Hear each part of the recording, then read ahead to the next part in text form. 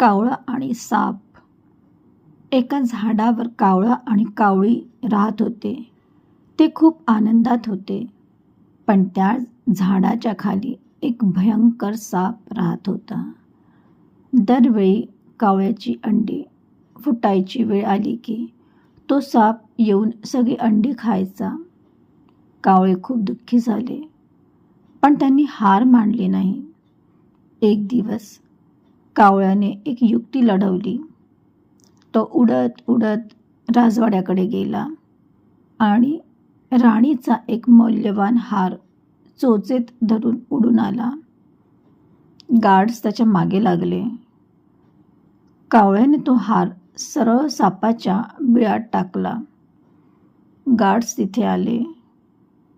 हार काढण्यासाठी त्यांनी बीळ खोदलं आणि त्यांना साप दिसला. त्यांनी लगेच सापाला मारून टाकलं.